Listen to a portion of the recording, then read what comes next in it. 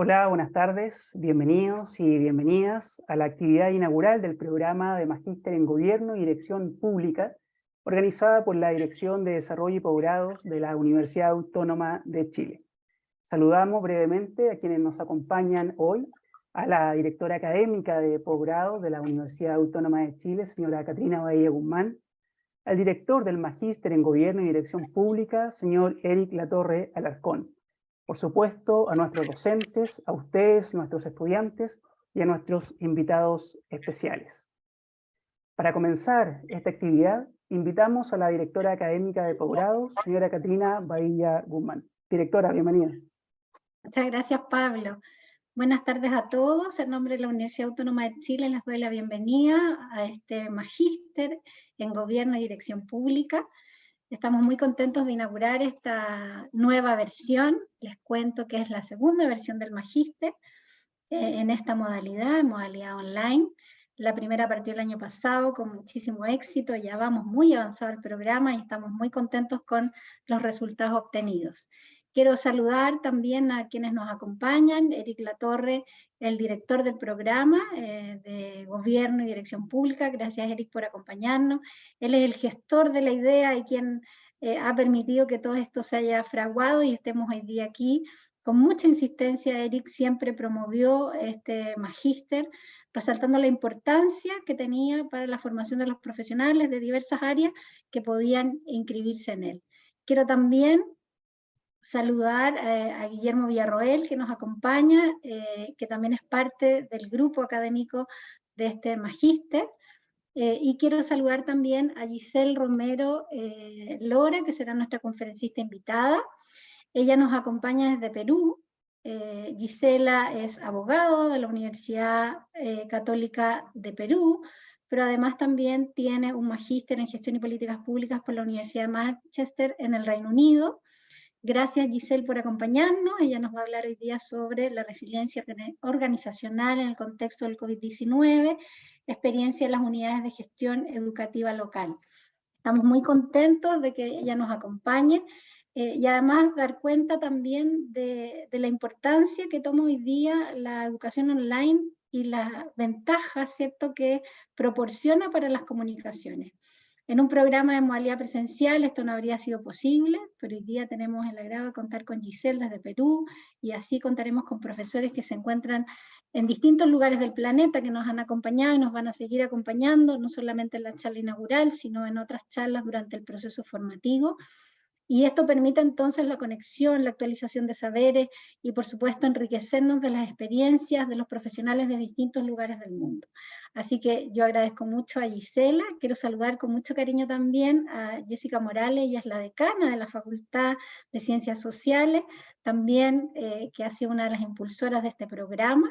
Así que gracias, Jessica, por acompañarnos hoy día en la charla inaugural.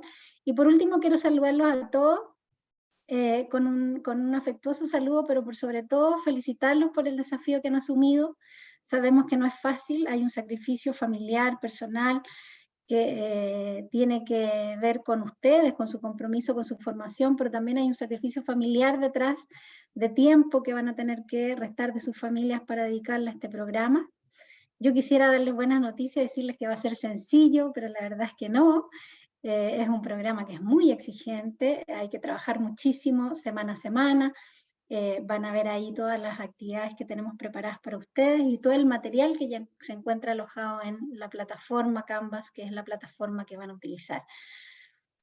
Nuestra convicción es que vamos a formar profesionales comprometidos con el entorno.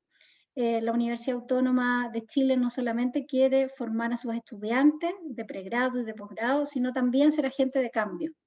Y creemos que a través de esta formación lo podemos lograr si impactamos de alguna manera en ustedes y ustedes a la vez en el entorno en que se desarrollan. Así que ese es nuestro deseo, es mi deseo para ustedes que concluyan con éxito este camino. Son 2 años, así que espero que no desfallezcan en ese proceso, espero que lo concluyan con éxito y por supuesto el equipo académico siempre está disponible para apoyarlos y resolver las dudas que tengan. Mucho éxito en este camino que hoy día inician y felicitaciones por este desafío que han asumido. Muchas gracias, directora, por sus palabras. Para continuar, se dirige a ustedes el director del Magíster en Gobierno y Dirección Pública, señor Eric Latorre Alarcón. Bienvenido, director.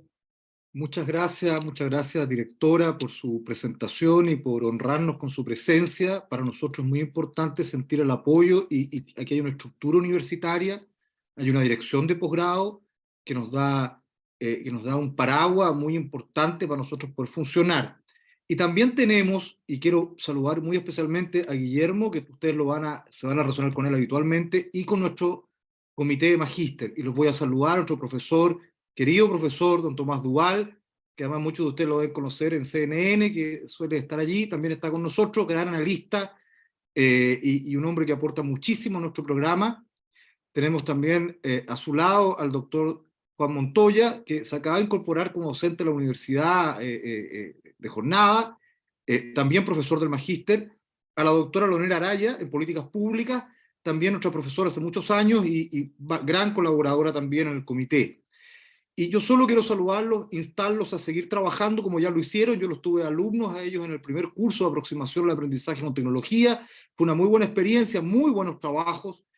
Me sorprendió, la verdad, que con un profesionalismo, una rigurosidad. Sigan así. Solo les digo, como se los advertía a todas las entrevistas que tuvimos, el magíster es pesado, se pone muy pesado en un momento determinado.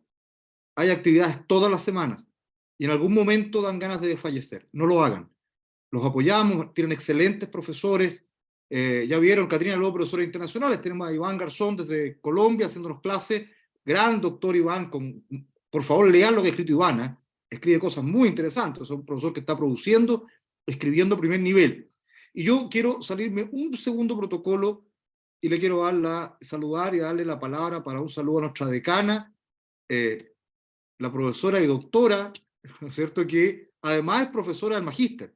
O sea, está en doble militancia acá, como decana y como profesora del magíster en segundo año. Así que, decana, por favor, le doy la palabra que nos salude.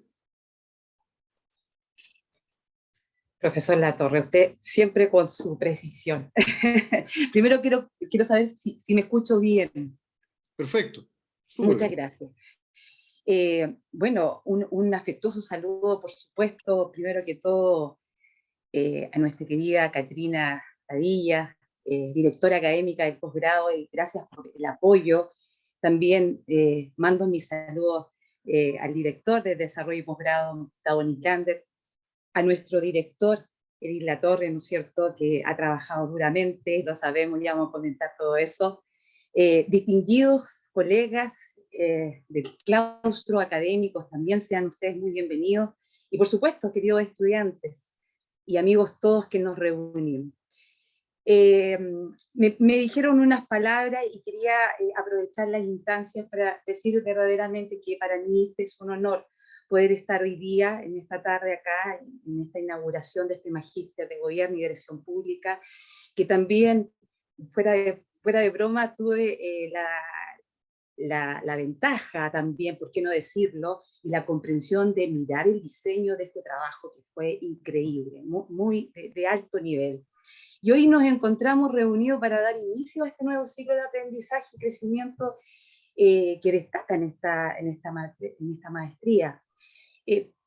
Muy cortito, quisiera primero que todo agradecer profundamente a todos los estudiantes que han decidido efectivamente embarcarse en esta valiosa experiencia de formación. Sin duda su presencia hoy día acá es un testimonio del compromiso y la pasión que ustedes sienten, que sentimos todos por el servicio público, y así también con el deseo de contribuir efectivamente al desarrollo de nuestro país, de nuestra sociedad en general. Este programa es un programa bastante ambicioso, que entrega muchas herramientas y desde ahí estoy segura que van a adquirir estas herramientas y las van a poder aplicar para enfrentar los desafíos actuales y futuros que tenemos en el ámbito de la gubernamental, del gobierno actual y todos los gobiernos que vienen. También quiero reconocer y felicitar directamente y muy personalmente, aprovecho esta instancia, al director Eric Latorre Alarcón, primero que todo por su liderazgo, la dedicación y la promoción que ha tenido hacia la excelencia académica. Gracias a su dirección, este magíster se ha convertido en un referente en el ámbito de la formación profesional de gobierno y también de la gestión pública. Puedo decir abiertamente que su visión y compromiso, director, han sido fundamentales en el éxito de esta comunidad educativa, así que muchas gracias por eso. Hoy tenemos el privilegio de contar además con la destacada presencia de Gisela Romero Lara, darle la bienvenida, decirles que estamos pero absolutamente agradecidos por su presencia y por esta charla que nos va a dar hoy día, ¿no es cierto?, que de alguna manera evoca y nos llama a golpear, ¿no es cierto?, y mirar todos los elementos y las tendencias que hablan sobre la resiliencia, el COVID y la gestión educativa. Temáticas que para nuestra Facultad de Ciencias Sociales son altamente relevantes, ¿ya? Y por supuesto nos interesa principalmente poder contar también con líderes profesionales capaces, ¿no es cierto?, de enfrentar los desafíos con determinación y con este tipo de temática.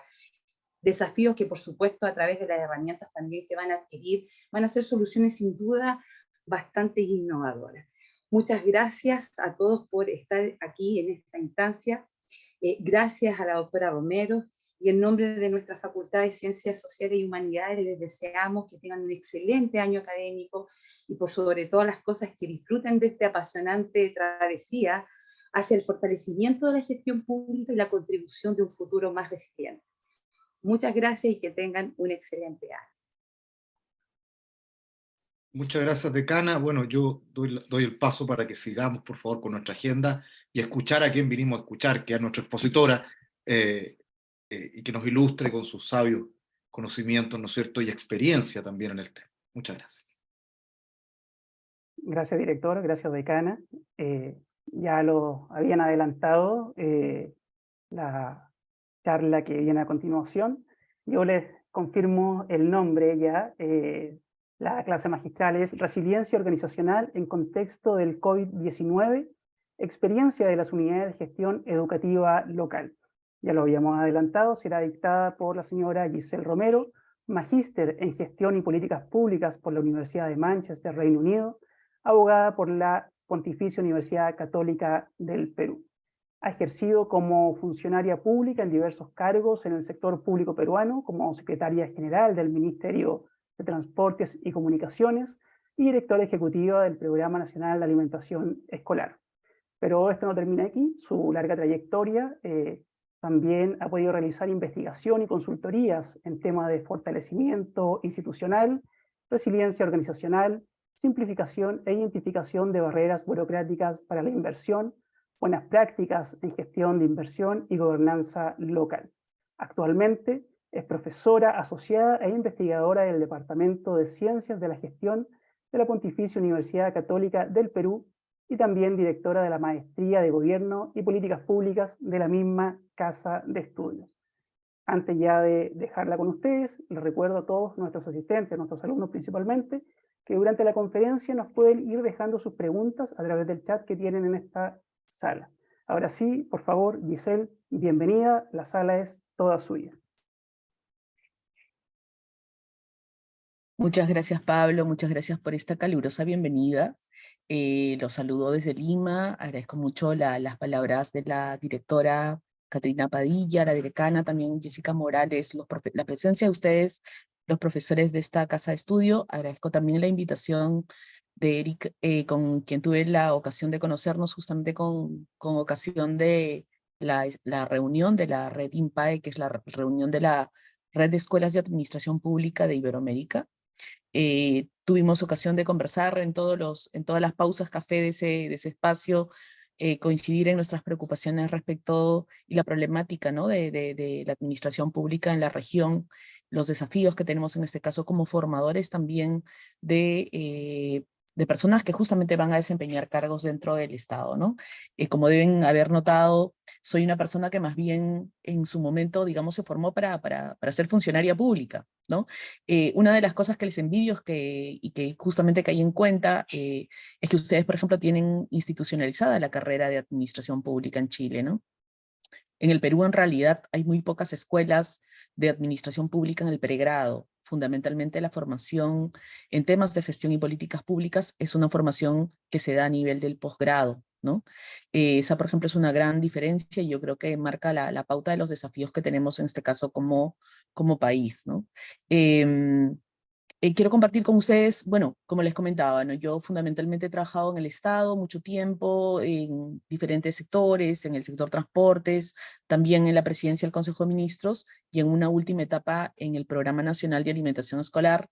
Pero digamos, en cierto momento la universidad me convocó a dictar un curso y terminé trabajando a tiempo completo en ella, ¿no? Como esas cosas que muchas veces suceden en las universidades y digamos en esta etapa más bien tardía, digamos, de mi experiencia profesional, empecé, digamos, a reconciliar y justamente también a cuestionarme. Ayer justo estuvimos en una reunión con el equipo del Centro Nacional de Prevención de Desastres y la universidad, digamos, todos los desafíos que tenemos todavía como instituciones educativas en esta articulación entre la academia y las políticas públicas, ¿no?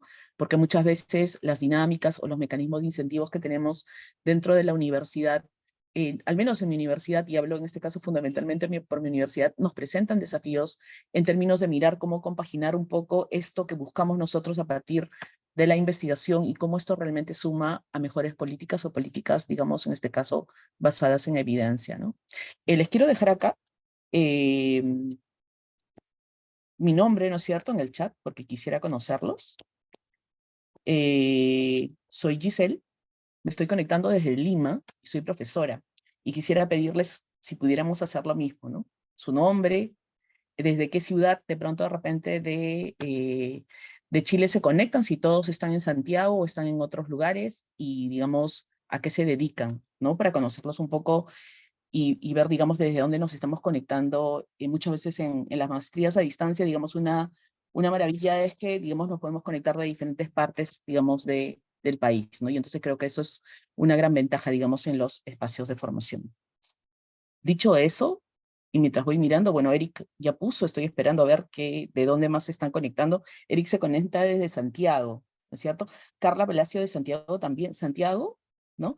Pero también tenemos la región O'Higgins, y también tenemos Varela, Temuco, Chillán, ¿no es cierto? También de Valparaíso, interesante, de Puerto Montt, me encantaría conocer Puerto Montt, también de Temuco, ¿no es cierto?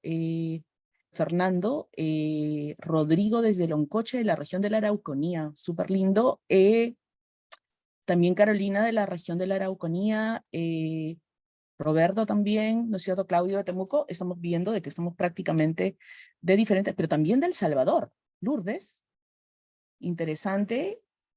Evelyn desde la región de Maule y de diferentes partes, ¿no? Está súper. Estamos entonces prácticamente muchas de las regiones, en este caso de Chile, muchas gracias. También de la región de Coquimbo, Diego, que trabaja en temas de gestión sanitaria, ¿no? De Gualañé, espero que se pronuncie así. Ok, sin más, paso a hacerles la presentación.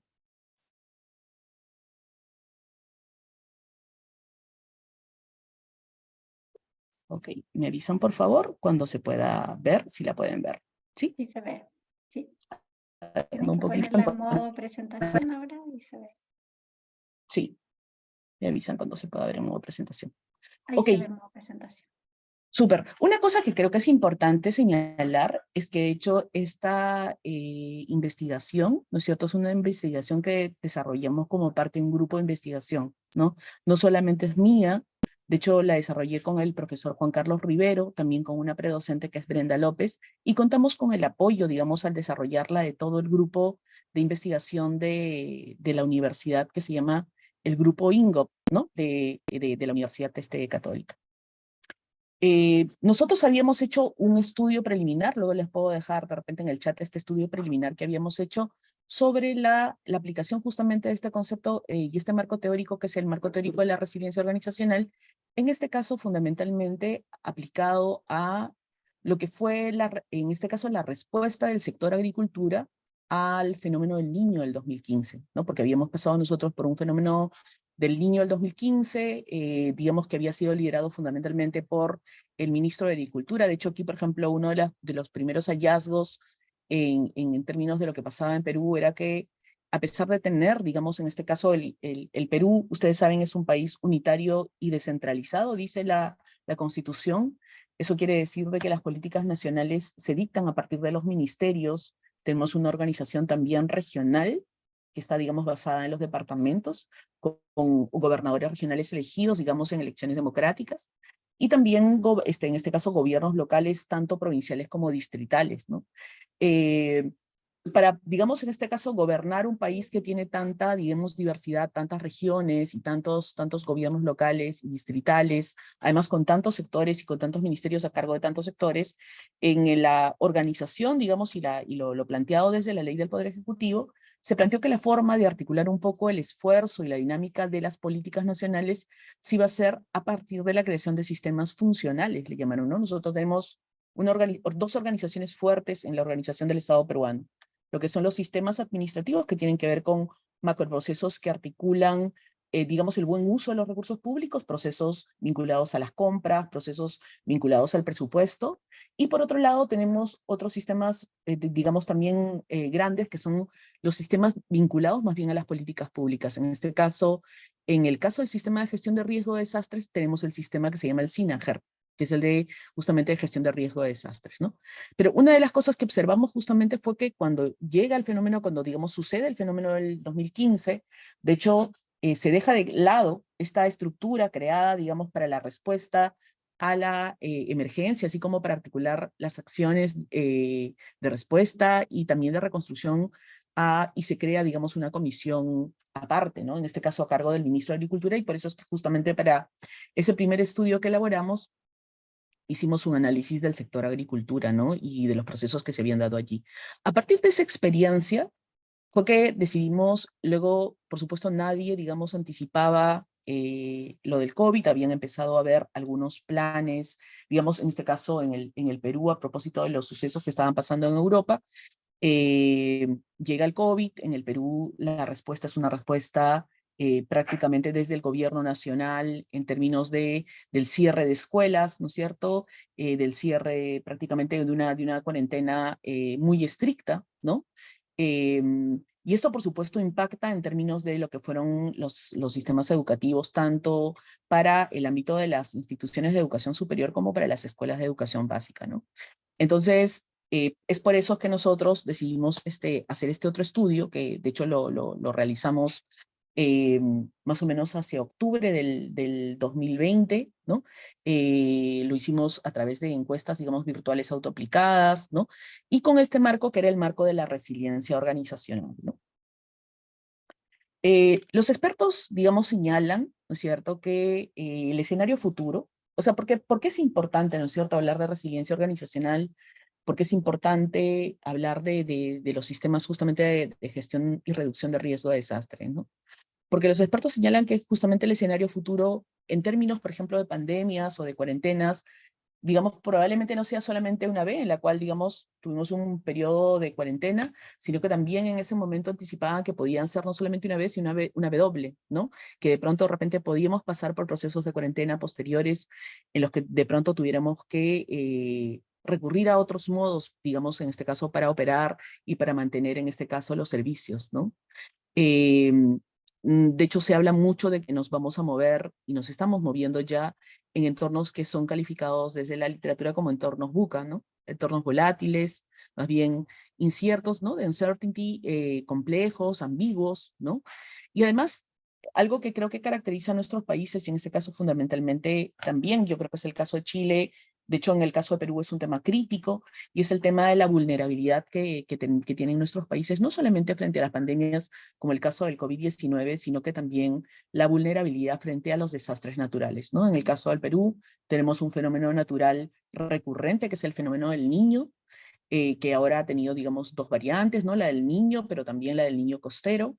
Recientemente, por ejemplo, el ciclón, este fenómeno que era más bien normalmente relacionado con su ocurrencia en zonas más tropicales, llegó hasta la costa central de Perú y generó, digamos, una serie de desastres, digamos, en este caso, en las regiones costeras, fundamentalmente de Perú, ¿no? Que fue en este caso el ciclón Yaku, ¿no? De hecho, el Perú es uno de los países, digamos, más vulnerables en este caso al cambio climático, ¿no? Y una de las cosas que justamente señala la literatura vinculada a riesgo de desastres es que con justamente el cambio climático lo que va a suceder con los fenómenos naturales es que se van a intensificar y se van a volver más recurrentes, ¿no?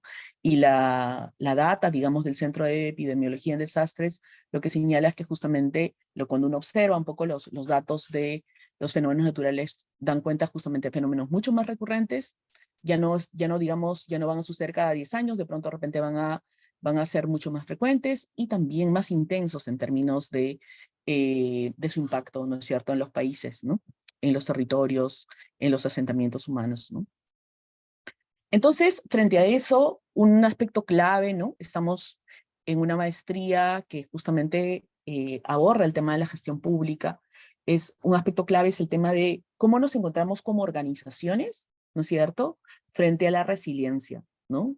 Y en este caso, la literatura lo que dice es que justamente la resiliencia organizacional tiene que ver con este atributo que desarrollan las organizaciones a lo largo de su ciclo de vida, ¿no?, que las hace capaces de sobrevivir a crisis, a cambios, a amenazas, ¿no? Y en este sentido hay dos variantes, ¿no?, respecto de la mirada de la resiliencia, ¿no?, de este atributo, ¿no? Algunos, como Bogus, como Barnett y Pratt, por ejemplo, hablan de que esta resiliencia está relacionada con este atributo que les permite justamente continuar, ¿no? O sea, me recupero en este caso del estado original y continúo en este caso con las operaciones. Algo que es clave, ¿no? Porque finalmente, y creo que todos lo hemos vivido en el contexto del COVID-19, la pregunta es luego, ¿y cómo se mantienen los servicios públicos? ¿Cómo vamos a seguir, digamos, brindando clases? ¿Cómo vamos a seguir, digamos, brindando una serie de actividades? Y sobre todo en aquellos países en los cuales hay una fuerte, digamos, participación del Estado en las operaciones, digamos, es sumamente importante, ¿no? Ojo que el marco de la resiliencia organizacional, también se ha aplicado, digamos, y se viene aplicando a organizaciones también del sector privado, ¿no? Ahora, una versión, si se quiere, de la resiliencia aún mucho más, digamos, que va un poco más allá, habla de que no solamente se trata de recuperarte del estado original y de continuar con tus operaciones, sino que también la idea es que salgas realmente fortalecido de este proceso, o sea, que tengas la capacidad de ir más allá, en este caso de la recuperación de este estado original, sino que te fortalezcas y se fortalezcan, en este caso, tus procesos, ¿no es cierto? Y que puedas realmente capitalizar todo este proceso y mejorar como organización, ¿no? Ahora, la pregunta es, ok, esto que tiene que ver con este atributo que desarrollan las organizaciones, la pregunta es, digamos, ¿qué factores son los que contribuyen a esta resiliencia organizacional, ¿no? Entonces, aquí hay, digamos, literatura diversa que habla, digamos, en la que se han hecho diversos estudios con la finalidad de identificar justamente esos factores que contribuyen a una mayor resiliencia organizacional, ¿no? Los hemos agrupado a partir justamente de la revisión de la literatura en los factores que tienen que ver con el tema del liderazgo, cultura organizacional, los factores que tienen que ver con las redes y los factores que tienen que ver con la preparación para el cambio, ¿no? En términos de liderazgo y la cultura organizacional, un aspecto que resalta la literatura es que justamente el rol de los líderes de las organizaciones es clave, ¿no? Y uno de los, digamos, de los aspectos importantes tienen que ver justamente con esta creación de la visión clara, ¿no? Además, una visión que no solamente es clara, sino una visión además compartida, en este caso con los diferentes integrantes de la organización, ¿no? A partir de justamente de las formas, digamos, o de las lógicas y de estructuras organizacionales creadas al interior de ellas, ¿no? Esta capacidad, por ejemplo, de no quedarte, digamos, una vez, digamos, en este caso, frente, digamos, a un fenómeno natural, a un desastre, una crisis, ¿no es cierto?, estático, sino que esta capacidad de poder reevaluar las metas, de reasignar el trabajo entre los diferentes miembros de la organización, ¿no? Y un elemento clave también tiene que ver con el tema de cómo es que finalmente incluyes, ¿no es cierto?, a los diferentes miembros de la organización en este proceso, qué tanto realmente promueves que las personas sean incluidas, que sean, en este caso, y que puedan contribuir también al proceso de toma de decisiones, ¿no? Entonces, un elemento clave, digamos, tiene que ver justamente con estos estilos, ¿no es cierto?, de liderazgo en el contexto de las crisis, ¿no? Entrando un poco ya al tema de la lógica más vinculada al tema de la cultura organizacional, se habla mucho en la literatura de una cultura que más bien Las organizaciones más resilientes son aquellas organizaciones que tienen culturas colaborativas, en las que el personal sabe qué hacer frente a las crisis o a los eventos inesperados, ¿no? Y además en las que hay un compromiso del personal con el desempeño de la entidad, ¿no? Otro elemento tiene que ver con el tema de la comprensión del contexto, ¿no? ¿Qué tanto realmente las organizaciones están conscientes, ¿no? Y de hecho se habla mucho en la lectura de esta de conciencia de la situación, ¿no? ¿Qué tanto conozco lo que está sucediendo en el contexto de mi organización, ¿no? De esto, por ejemplo, extrapolado a las universidades, por ejemplo, creo que nos hace, por ejemplo, hoy por hoy, digamos, algunos de los temas claves de los que deberíamos estar hablando es, por ejemplo, de cómo la inteligencia artificial impacta, por ejemplo, en los procesos de evaluación para el aprendizaje, ¿no? Cómo están cambiando las competencias, por ejemplo, que nosotros deberíamos desarrollar como universidades, ¿no? Y en el contexto de las crisis, digamos, esta conciencia de la situación, justamente la comprensión del contexto, digamos, es clave, ¿no?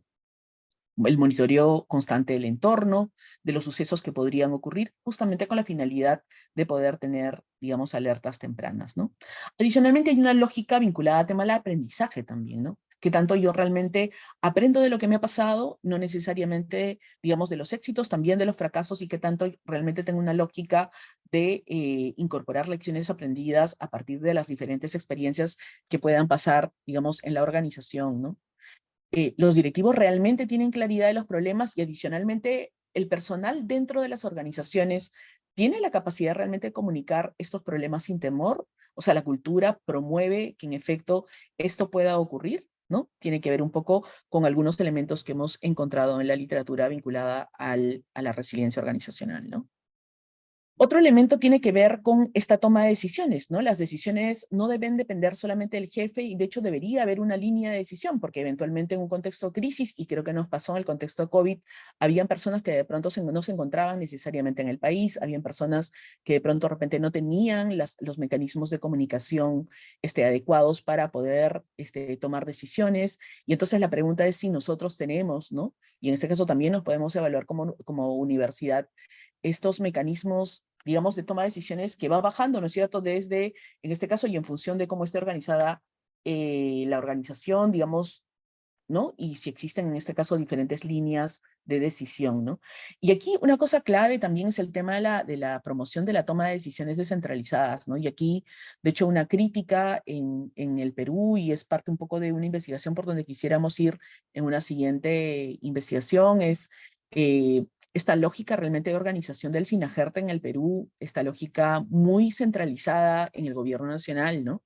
Que tanto realmente tienen roles, a pesar de que la ley del Sistema Nacional de Gestión de Riesgo de Desastres le asigna roles a los gobiernos locales, a los gobiernos regionales, que tanto realmente tienen esta capacidad realmente de toma de decisiones descentralizadas, o si son procesos realmente fundamentalmente concentrados en el ámbito nacional, ¿no?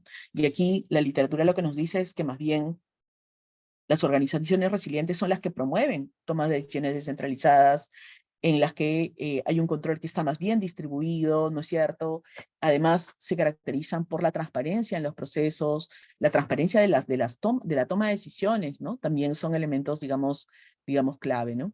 Y aquí es importante, por ejemplo, en el contexto de la universidad, evaluar, por ejemplo, cómo es la gobernanza universitaria, qué tanto realmente promueve esto para la toma de decisiones, ¿no?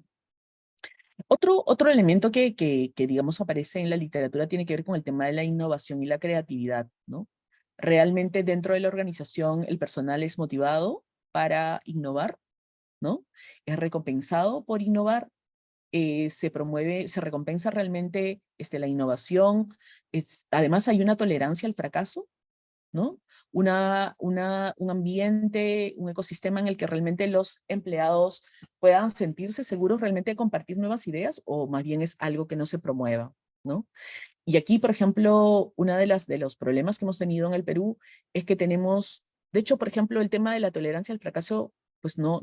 O sea, inmediatamente si tú, digamos, cometes un error en el Estado peruano, inmediatamente eso se va a traducir en un hallazgo del órgano de control interno, ¿no? Aquí existe un órgano constitucionalmente autónomo, que es la Contraloría General de la República, que es las veces de un auditor externo, a las acciones que desarrollan las organizaciones públicas, ¿no? Entonces, realmente el tema de la promoción de la innovación y tal, muchas veces se ven, digamos, desafiados por estos procesos que tienen que ver con los procesos, en este caso, de control interno, ¿no? Otro elemento en otra dimensión, digamos, que hemos encontrado a partir de, digamos, de organizaciones que son, digamos, resilientes, tiene que ver con este elemento de las redes, ¿no? Redes de personas, pero también redes de organizaciones, ¿no? Que facilitan la movilización y la transferencia de conocimientos, ¿no? Que tanto, por ejemplo, estas unidades de gestión educativa local de las que les voy a hablar, que son estas organizaciones que se encargaban de procesos clave en el sistema educativo en términos del acompañamiento de docentes, pero también de la provisión de logística, ¿no es cierto?, para los recursos educativos, realmente se vinculaban con otros actores, o que tanto realmente la operación se sujeta solamente a lo que yo hago y, digamos, no tengo, en este caso, vínculos con otras organizaciones para la generación de valor público, ¿no? Entonces, el tema de la movilización, la transferencia de conocimientos, la difusión de las innovaciones, aumenta, en este caso, la resiliencia general de los sistemas, ¿no? En una lógica, digamos, inclusive en un sistema de políticas, ¿no? Entonces, importa mucho, digamos, si realmente construimos alianzas, pero no solamente estas alianzas, digamos, se activan en contextos de crisis, sino que también mantenemos estos vínculos activos, inclusive cuando no tenemos crisis, ¿no? Entonces, otro elemento, digamos, que surge en la literatura tiene que ver con el tema de las alianzas efectivas, ¿no? Otro elemento clave, de hecho, encontramos que hubieron muchos problemas, por ejemplo, en la gestión del niño del 2015, que tuvo que ver con el tema de la gestión de la información, y ni hablemos de gestión del conocimiento, sino inclusive en términos de las bases de datos, de qué tanto las bases de datos utilizan realmente las mismas categorías y que por consiguiente es posible realmente tomar decisiones y saber que todos estamos hablando de lo mismo cuando hablamos de una determinada categoría, ¿no? Además, la información y la redundancia de los medios de la información, donde realmente se almacena la información. Hay experiencias, por ejemplo, en otros países que inclusive dan cuenta que la información clave del país, inclusive no está solamente dentro del país, sino que muchas veces se aloja en otros espacios fuera del país, ¿no? Y tiene que ver con el tema justamente del tema de la redundancia en términos de la información, ¿no? Imagínense que si uno tiene un fenómeno natural que va a afectar, por ejemplo, a través de un huaico, ¿no es cierto?, una inundación, una escuela, o va a inundar de pronto de repente la universidad, la pregunta es, ¿eso va a implicar que la información que tenemos dentro de la universidad se pierde? ¿No?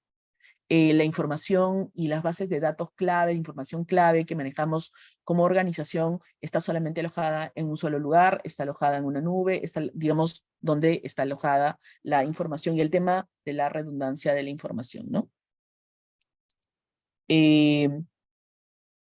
Otro elemento en términos de las redes tiene que ver con el tema de la minimización de los hilos en la organización, ¿no? Esto alude un poco al tema de la lógica que muchas veces sucede en las organizaciones en Perú, que es la lógica del compartimento estanco, ¿no? Yo tengo una estructura orgánica y si, por ejemplo, estoy en el Ministerio de Transportes y tengo en este caso la Dirección General de Transporte Acuático, pues solamente miro, ¿no es cierto?, la problemática del transporte acuático, pero no miro esto en una lógica, por ejemplo, multimodal o de articulación con otros ministerios o con otras direcciones que podrían ser, por ejemplo, las direcciones de aeronáutica, etcétera, o de pronto de repente la que ve el tema de las carreteras, ¿no?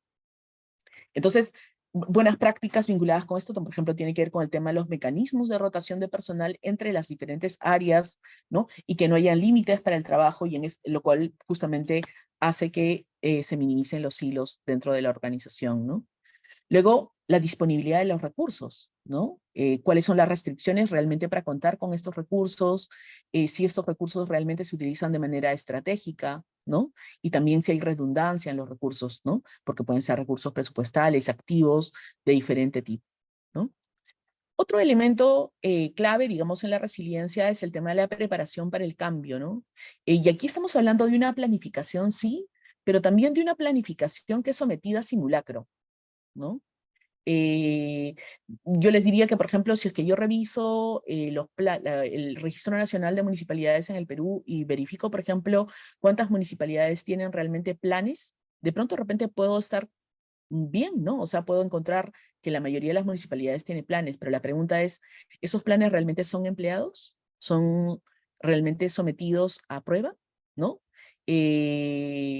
yo realmente me preparo, digamos, para estos eventos. Aquí, por ejemplo, en la lógica de esta estrategia, por ejemplo, que es la de Build Back Better, en este caso en Japón, por ejemplo, yo hago procesos de concursos o licitaciones de manera previa antes que incluso los desastres sucedan. Y no es que yo estoy esperando que suceda el desastre para en ese momento de pronto declarar una emergencia y licitar la reconstrucción de un puente, por ejemplo, ¿no? Entonces, el planeamiento de las estrategias con los proveedores, muchas veces se presentan, digamos, una serie de dificultades en el ámbito de las organizaciones públicas porque justamente digamos, muchas veces existen restricciones en las normas de presupuesto para esto, ¿no? Y en las normas de compras. En resumen, estos factores, digamos, hacen a una organización resiliente a partir de la revisión de la literatura, de diferentes estudios, digamos, empíricos en ella, ¿no?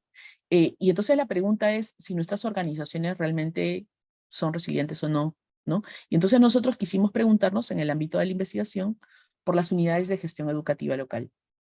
En el Perú, ¿no es cierto? El Perú, como país unitario y descentralizado, tiene, digamos, diferentes instancias para la gobernanza de las políticas de educación. Tenemos primero al Ministerio de Educación, que es el rector de las políticas nacionales. Luego está, digamos, los ámbitos de responsabilidad, fundamentalmente en los aspectos vinculados a la implementación de políticas, bajan a las direcciones regionales de educación, que son las que en este caso, digamos, se encargan de la implementación de las políticas en el ámbito regional departamental. En el Perú todavía no hemos avanzado en la creación de regiones, tuvimos un primer intento a partir de la modificación de la Constitución, quedó en nada, o sea que ahorita los gobiernos regionales están, digamos, instalados en el ámbito departamental, que sería la siguiente división al ámbito nacional. Y luego están las unidades de gestión educativa local, que se encargan justamente del acompañamiento de docentes, así como de la provisión de servicios claves, más bien en un ámbito siguiente, que es el ámbito provincial o distrital. Y finalmente están las instituciones educativas que pueden ser públicas o privadas, ¿no? Les puse aquí un mapa, por ejemplo, de cómo se ve la Dirección Regional de Educación de Lima Metropolitana. De hecho, en el Perú, digamos, hay una cosa particular, ¿no es cierto?, con Lima, porque concentra prácticamente la tercera parte. En Lima está la tercera parte de la población del Perú, ¿no? Y entonces, en ese sentido, por ejemplo, estas unidades de gestión educativa local que podrían tener un ámbito provincial, o sea, que podría pintarse todos estos colores como una sola UGEL, que es más o menos la sigla de las unidades de gestión educativa local, y que podrían ser una sola UGEL, por ejemplo, en alguna otra parte del Perú. En el caso de Lima, más bien se va, digamos, en este caso, desconcentrando más este proceso, de tal manera que prácticamente está en el ámbito, ¿no es cierto?, de un grupo de distritos de, en este caso, la provincia de Lima Metropolitana, ¿no? Ahora, entonces, en esa lógica, lo que nosotros queríamos era conocer justamente la respuesta de la SUGEL ante la emergencia sanitaria desde el marco teórico de la resiliencia organizacional, ¿no? A partir de la construcción de un índice de resiliencia, aplicando una encuesta, y en la que participaron, digamos, una encuesta, por supuesto, virtual, adaptando un cuestionario que era el de Resilient Organizations, ¿no? Las SUGELs hoy día en el Perú son 220, ¿no? Estas SUGELs, si se dan cuenta, no son similares, son UGELs que tienen, digamos, particularidades, ¿no? Hay algunas que enfrentan desafíos territoriales, digamos, mucho más altos, ¿no? Y a la vez, digamos, sus capacidades operativas también son diferentes, ¿no? Hay algunas que tienen unas capacidades operativas óptimas, ¿no es cierto? Así, por ejemplo, de las 220, solamente 36, ¿no es cierto?, tienen desafíos territoriales bajos, ¿no? Probablemente ubicadas en zonas urbanas y a la vez con capacidades operativas superiores. Si se dan cuenta, hay mucho trabajo y mucho desafío en términos del qué hacer, digamos, en este caso, con las unidades de gestión educativa local, ¿no? Si miramos, por ejemplo, las UGELs tipo I, por ejemplo, nos encontramos con UGELs con alto desafío territorial, normalmente ubicadas, por ejemplo, en la zona de la Amazonía, ¿no? O ubicadas en la zona de la sierra, y que también tienen, en este caso, capacidades operativas limitadas, ¿no? Los 13 factores de la resiliencia, digamos, en este caso ya propuestos por Lee, los agrupamos en estos 3 componentes, ¿no? El componente en la línea de lo que les había presentado al inicio, el de liderazgo y cultura, ¿no? El de redes y el de preparación para el cambio, ¿no? ¿Y qué fue lo que encontramos? Digamos, aplicamos esta encuesta, ¿no es cierto? Agregando promedios simples de cada uno de los 13 factores, ¿no? Eran 67, digamos, en este caso, preguntas agrupadas según factores y componentes, ¿no? A partir de aplicar, en este caso, ellos tenían que responder, digamos, con una escala, en este caso, de Likert, ¿no? A ver. Entonces, ¿qué cosa encontramos? Lo que encontramos fue que estas unidades de gestión educativa local, digamos, cuando revisamos, ¿no? En este caso, digamos, en este caso, cómo se encontraban ellas frente a estos 13 factores del índice de resiliencia, lo que encontramos era que, digamos, la mayoría, digamos, tiene un índice de resiliencia, un promedio, ¿no es cierto?, de 6.06, de un máximo de 8 puntos, en los que encontramos que, digamos, la mejor puntuación obedece justamente a esta conciencia de la situación, que era de la que les hablaba al inicio, el entendimiento del contexto, y que más bien un factor que era el factor, digamos, con menor puntuación tenía que ver con el tema de los recursos internos de las unidades de gestión educativa local, ¿no? Si miramos esto por componentes, ¿no? Lo que encontramos es que, por ejemplo, en el componente de liderazgo y cultura organizacional, de nuevo, digamos, el que destaca es más el entendimiento del contexto, pero, por ejemplo, el que tenía menor valor era el que se refería, digamos, a la innovación y creatividad, ¿no? En lo que respecta a las redes, lo que encontramos fue que el factor, digamos, con mayor puntuación fue el de alianzas efectivas. Estas alianzas, digamos, que tanto yo realmente tengo convenios, dinámicas de trabajo con otras organizaciones más allá, digamos, de la UGEL, ¿no es cierto? Gobiernos locales, organizaciones sociales, organizaciones privadas, ¿no es cierto? Y la menor puntuación era la referida, digamos, al factor de recursos internos, entendemos nosotros, justamente porque tiene que ver con esto que les comentaba al inicio, y es esta lógica, digamos, de gobierno unitario pero descentralizado, en el que la rectoría de procesos grandes, ¿no? Independientemente de qué tipo de organización seas en la administración pública peruana, son regidos, en este caso, por el Ministerio de Economía desde Lima, a partir de la rectoría de la Dirección Nacional de Presupuesto Público, ¿no? En términos de preparación para el cambio, la mejor puntuación tenía que ver con el tema de la actitud proactiva y algo que ya les había anticipado, que es que pasa, digamos, en los gobiernos locales, observamos que pasaba en el caso de las mujeres y que tiene que ver justamente con esta capacidad realmente de poner a prueba los planes, ¿no? O sea, puedo hacer el plan, pero ¿qué tanto realmente hago simulacros? ¿Qué tanto realmente testeo esto que yo he estimado y que pienso que en efecto va a suceder, ¿no? Luego, entonces encontramos, digamos, que el índice de resiliencia organizacional para la muestra es de 6 puntos. Igual nos sorprendió, digamos, porque pensábamos que iba a ser menor. Encontramos además de que las UGELs, que en este caso tenían una capacidad operativa limitada o intermedia y desafío alto, tenían como valores ligeramente más altos, lo cual nos llevaba a pensar si estas condiciones, digamos, de desafíos, digamos, potenciaban justamente sus condiciones de resiliencia, ¿no? El promedio más bajo, como había mencionado, lo tuvo justamente este componente que tenía que ver con el tema de los recursos internos. Encontramos una relación positiva entre el índice de resiliencia y el número de acciones realizadas por la SUGEL frente a la crisis. Digamos, les preguntamos, digamos, qué acciones habían desarrollado, que iban desde acciones, por ejemplo, vinculadas al acompañamiento psicopedagógico de docentes, por ejemplo, el acompañamiento digamos, de Aprendo en Casa, que fue la estrategia que se planteó en el Perú frente al cierre de escuelas, ¿no? Y así una serie de actividades. Luego encontramos también que ser mujer directora de un UGEL en el índice de resiliencia aumentaba el número de acciones. Esto nos llamó mucho la atención, ¿no? Que también, digamos, ser una UGEL, como les había adelantado, de una muestra tipo I, recuerden que la tipo I era la que tenía justamente el desafío más alto y la capacidad más baja, digamos, también aumentaba el número de acciones desarrolladas por la SUGEL, ¿no? Y que inclusive cuando mirábamos el caso específico de las mujeres directores de UGEL de tipo I, digamos, en este caso se correlacionaban aún más las acciones de respuesta de las UGEL, ¿no? Entonces, cuando encontramos esto, dijimos, ok, vamos a ver qué es lo que está pasando y ver si de pronto de repente los estilos de liderazgo de las mujeres se potencian en contextos de crisis, ¿no?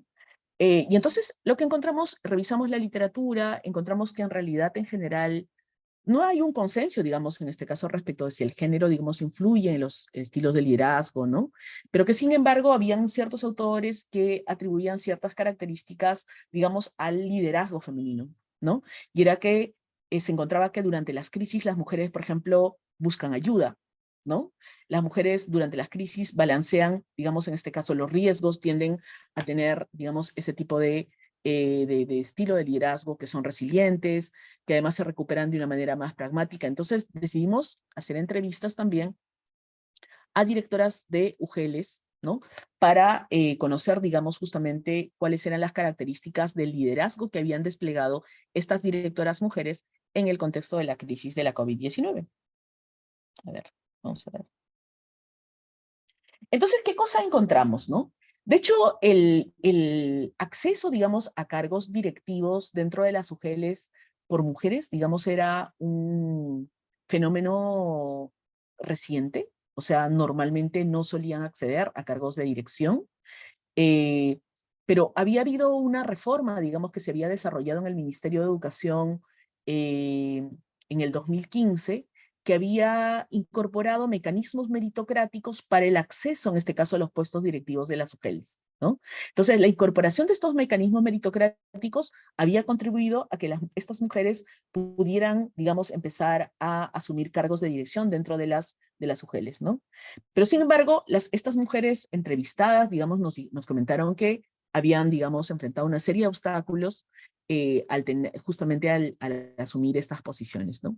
Muchos de estos obstáculos tenían que ver con roles de cuidado, ¿no? Muchas de ellas decidían no asumir, por ejemplo, los cargos directivos porque tenían a su cuidado ancianos o niños, y en ese sentido, por ejemplo, postergaban el asumir estos roles directivos hasta cuando pasara un poco esa etapa, ¿no? Por ejemplo, en el caso de las mamás, hasta que tuvieran, en este caso, hijos mayores, ¿no? También algunos de los obstáculos que enfrentaban tenía que ver con el tema de los estereotipos de género dentro de las propias UGELes, el que no las reconocieran como capaces, digamos, de asumir estos roles, la conciliación de la vida familiar y laboral, porque muchas veces asumir un cargo directivo implicaba que tenían que viajar a una provincia que no era necesariamente en la que ellos vivían, ¿no? Y en el contexto del COVID, lo que ellas encontraron fue justamente que algunos de los retos que sus UGELes afrontaron fueron justamente el tema de la brecha digital, ¿no? En el Perú, el tema del acceso a Internet, digamos, es mucho más generalizado en las zonas urbanas, no así, digamos, sucede con el caso de las zonas rurales, ¿no? El tema del trabajo remoto también se vio afectado por el tema de la falta de competencias digitales de los integrantes de sus UGELes y del compromiso, los prejuicios que tenían contra las mujeres directoras, ¿no? Cuando revisamos un poco el tema de los estilos de liderazgo, lo que encontramos fue que las participantes mostraban un estilo que era más bien de liderazgo democrático y transformador, empáticas, tendían a converger los diferentes intereses de los integrantes de sus equipos hacia un objetivo común, favorecían la participación de los integrantes de las UGELes, la confianza, el desarrollo intelectual, lideraban además con el ejemplo, ¿no? Ellas mismas asumían muchas veces en un contexto de pandemia en el cual todo el mundo, digamos, nos movíamos en contextos inciertos, muchas veces ellas tomaban el ejemplo de poder, digamos, tomar, digamos, riesgos, salir de pronto de repente a determinadas zonas con la finalidad de poder avanzar, digamos, en este caso, las acciones. Por ejemplo, habían directoras de UGELes en zonas como Caballo Cocha, en las cuales prácticamente para conectarse una zona con otra tenían que tomar una lancha, ¿no es cierto? Y ellas estaban, digamos, desarrollando esa actividad y entonces la seguían los integrantes de su UGEL, ¿no? Se comunican eficazmente y además construyen la seguridad psicológica de los empleados, ¿no? Creando redes con organizaciones externas, ¿no?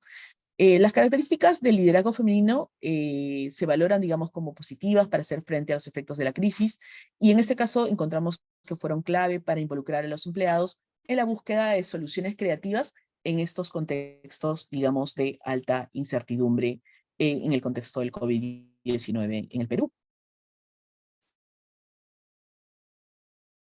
Entonces, nada, los quería llamar a la reflexión sobre qué pensamos, digamos, qué reflexiones tenemos a partir de estos factores que encontramos en la literatura sobre las organizaciones resilientes, ¿no? ¿Qué reflexiones tenemos sobre nuestras organizaciones?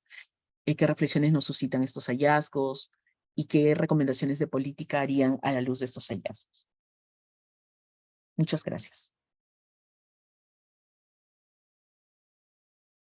Muchas gracias, Giselle, por la presentación. Un tema muy interesante y muy relevante también. Para continuar, retoma la palabra nuestro director, Eric Latorre, también para añadir más comentarios. Director. Muchas gracias, Pablo. Gracias, Giselle. Muy interesante. Yo quería, muy breve, pero dos reflexiones o tres para nuestros alumnos. En primer lugar, tú mencionaste la resiliencia asociada a los desastres naturales, y nuestro país es un país de desastres, ¿no es cierto?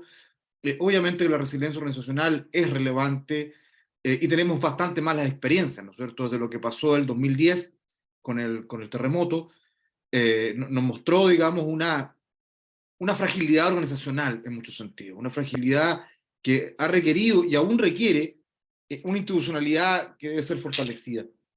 Lo segundo que tú nos planteas respecto ahora a la resiliencia como tal, creo que es un gran desafío. Yo me quedé pensando en invitar a nuestros alumnos a pensar en un trabajo, en sus trabajos finales de magíster vinculado con esto, un bonito tema, interesante, se puede hacer respecto a organizaciones que ustedes, sobre todo los de segundo año, que veo algunos que están acá, organizaciones que ustedes estén trabajando.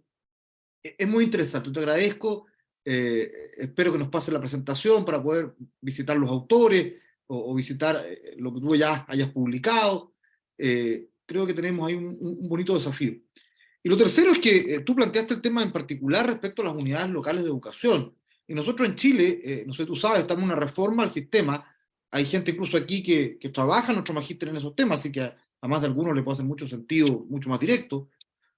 Un sistema de creación de servicios locales de educación que no ha sido nada de fácil. Ha ido mucho más lento de lo esperado, con instalaciones difíciles, donde, no sé si voy a usar a lo mejor muy mal el concepto, tú me corriges después, pero hay una especie de resiliencia negativa del sistema antiguo, como que el sistema antiguo le está costando mucho pasar al sistema nuevo, está jalando hacia atrás. Y eso es bien interesante también en esa lógica, en ese paradigma, analizarlo en sentido inverso. Así que te agradezco mucho, muy interesante. Yo no voy a dejar que, yo tengo un par de preguntas, pero no las voy a hacer, prefiero que nuestros alumnos hagan preguntas. Y también me dejaste pensando, Giselle, con lo que dijiste al principio, un comentario interesante, ese pequeño ejercicio que hiciste de las regiones, estuvo súper bueno, nos dimos cuenta, yo estuve sumando, tenemos gente de 9 regiones de Chile, tenemos gente de muchas regiones de Chile, eso es muy bueno, nuestro programa tiene gente en muchas ciudades, muchas regiones. Tenemos a nuestra querida alumna de El Salvador, que ella reside en El Salvador, es nuestro emblema, alumna internacional, la queremos mucho, y tenemos, hay un grupo importante que hoy día no pudo estar, de venezolanos también que están con nosotros, así que hay diversidad, y eso también está bueno, y te tenemos a ti desde Perú. Así que yo agradezco muchísimo y cedo la palabra, por favor, a nuestro gran conductor, don Pablo, para que modere las preguntas que ustedes puedan hacer, y si no hay tanta pregunta, yo tengo 2 o 3 rápidamente, así que no te preocupes qué preguntas vas a tener. Gracias. Muchas gracias a usted, director. Efectivamente, abrimos ya la parte de las preguntas. La idea es que nuestros alumnos, las personas que estamos aquí presentes, podamos ir viendo algunos temas, algunas dudas que nos hayan quedado y fomentando el diálogo. Mientras van pensando en sus preguntas, yo invito al director a que haga las preguntas que él tiene, y ahí damos también un poquito de espacio a nuestros alumnos para que puedan ir formulando las suyas si les parece. Ya, yo tengo una pregunta, Giselle, tú sabes que mi tema es el género. Entonces a mí me apasiona mucho el tema de lo que ustedes estaban presentando allí, este liderazgo femenino. Y sabemos que en la literatura, como tú decías, hay debate sobre si esto, y encontramos fundadas opiniones y estudios diversos. ¿Eh? Yo diría que hay harto debate. Te quiero preguntar a ti como gerenta pública durante mucho tiempo, que tuviste experiencia desde tu género, pero conociendo a distintos liderazgos, ¿cómo interpreta un poco estos resultados? Pero le pregunto a Gisela, no a los académicos que están detrás de las teorías, tu experiencia también práctica, pero nuestro magíster es profesional, porque yo tengo la intuición de que hay un liderazgo femenino que está imprimiendo cuestiones interesantes, decisiones interesante. Tú anunciaste algunas cosas, así que eso me interesa mucho tu visión del tema.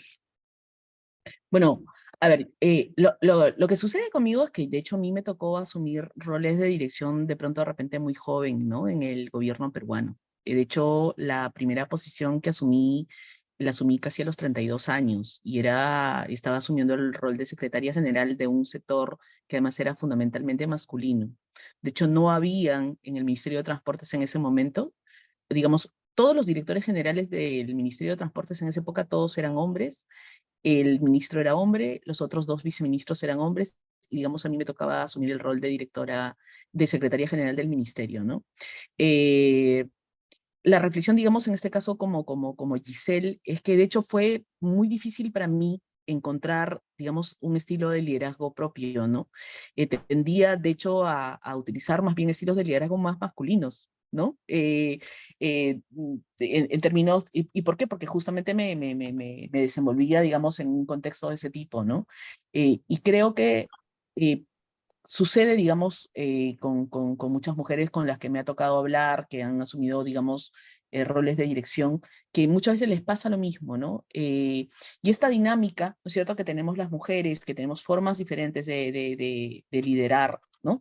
Es algo que, digamos, por mucho rato no ha sido, digamos, en este caso, digamos, no era como muy bien valorado, ¿no? Y esto es lo que, al menos a mí en lo personal, digamos, me ha pasado dentro del sector público. De hecho, tuve que renunciar en su momento al ministerio el día que ya no me reconocían la persona que se veía al frente, ¿no? Con una mirada muy dura, muy, digamos, con una lógica muy orientada a, digamos, solamente al logro de acciones, y digamos que no era la persona a la que yo me reconocía, ¿no? Que era más bien una persona que podía también integrar otro tipo de dimensiones dentro de la gestión, ¿no? Y otro tipo de miradas, ¿no? Y yo creo que allí rescata un poco esto que justamente observamos en estas personas que nosotras entrevistamos, ¿no?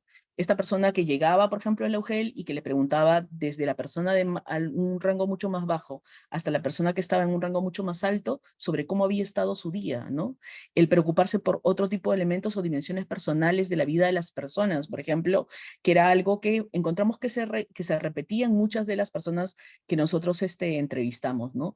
Yo creo que aquí, digamos, es un tema, digamos, en el que, digamos, hay todavía que avanzar. Quizás era mucho más difícil en la época en que me tocó a mí asumir cargos de dirección, y yo creo que ahora las jóvenes, digamos, que asumen cargos de dirección no tienen, digamos, tanto esas dificultades. Yo creo que además hay un tema muy importante vinculado al tema de los roles, de la mentoría, ¿no? De personas de que uno ya puede, por ejemplo, hoy día encontrar a otro tipo de personas, mujeres, por ejemplo, mujeres líderes con estilos de liderazgo que pueden inspirar también los estilos de liderazgo de mujeres que las siguen, ¿no? En las organizaciones. Yo creo que eso está cambiando un poco la dinámica de la forma de cómo ser líder y cómo ser una líder mujer en las organizaciones, ¿no? Gracias. Muchas gracias, Giselle, muchas gracias, director. Por lo que veo, no tenemos más preguntas en el chat. Ahí doy la última oportunidad para que puedan ir comentando. Entre las personas que ya habían comentado, Rachel de Santiago, tenemos a Diego de La Serena, de Temuco también tenemos algunas personas de la región de la Araucanía. Si ya no hay más preguntas, entonces damos por finalizada esta actividad. Para quienes se fueron uniendo un poquito ahí al final, les recordamos que estuvimos conversando con Giselle Romero, ella es magíster en Gestión y Políticas Públicas por la Universidad de Manchester, y estuvimos conversando sobre el tema resiliencia organizacional en el contexto del COVID-19, experiencia de las unidades de gestión educativa del Perú. Giselle, me gustaría darte la palabra por última vez para que puedas ya despedir a nuestra audiencia. Nada, agradecerles su participación en esta noche, agradecerles por la invitación también. Espero también en algún momento poderlos invitar y tenerlos también digamos, en este caso, en alguna charla de la maestría en gobierno. Como mencionaba Eric hace un momento, creo que nuestros países van a seguirse enfrentando, digamos, este tipo de dinámicas. O sea, se nos vienen pandemias o se nos vienen fenómenos naturales, ¿no? En ese sentido, creo que tenemos retos importantes en términos de cómo digamos, avanzar en el desarrollo de capacidades para la resiliencia, ¿no es cierto?, de las organizaciones. Creo que también una dimensión importante, y justamente la estoy abordando en una investigación que estoy haciendo, tiene que ver que también con el tema de no solamente en las organizaciones, sino en esta dimensión mucho más sistémica. Estoy justamente ahorita analizando todavía en una etapa muy preliminar cómo construir un marco analítico para el análisis de las capacidades para la implementación de las políticas de gestión de riesgo de desastres, ¿no? Que tienen que ver con dimensiones individuales, que tienen que ver con dimensiones organizacionales y también dimensiones sistémicas, con dimensiones de gobernanza. Creo que nos estamos enfrentando a procesos en los que hay digamos, la complejidad de los problemas públicos, digamos, es cada vez más creciente, ¿no? Y claramente, digamos, esto supone que no solamente el actor Estado, digamos, el actor gobierno, es el único actor, digamos, en el espacio de políticas, ¿no? Sino que cómo realmente construimos, y esto creo que tiene que ver con el tema de las competencias que tenemos que desarrollar como funcionarios públicos, para justamente desarrollar capacidades, ¿no? En una lógica de capacidad de la gobernanza, e identificar esos actores que son los actores con los cuales vamos a resolver los problemas públicos, ¿no? Porque es claro que como Estado solos no lo podemos hacer y se requiere, digamos, el concurso más bien de otros actores, ¿no? De organizaciones sociales, de la sociedad, de las empresas privadas, ¿no? Y creo que esto es cada vez más clave en este contexto de creciente complejidad de problemas públicos, ¿no? De estos problemas que les dicen ahora los problemas públicos malditos, los wicked problems, ¿no? Y que claramente nos lleva a cuestionarnos sobre qué competencias tengo que yo desarrollar como funcionario público en este contexto y qué tanto realmente estoy acercándome en esta lógica justamente de desarrollar competencias para una lógica más sistémica, ¿no? Incluso más allá de mis propias organizaciones. Muchas gracias, Giselle. Muchas gracias a todos, a las 45 personas que estamos conectadas aquí, a nombre de la Universidad Autónoma de Chile. Gracias por su presencia, a nuestros alumnos, que tengan un excelente inicio de año académico. Chao, que estén muy bien. Adiós, muchas gracias, Muy Giselle. bien. Muchas gracias. Hasta Muchas luego. gracias, Giselle. Gracias, hasta Un luego. abrazo.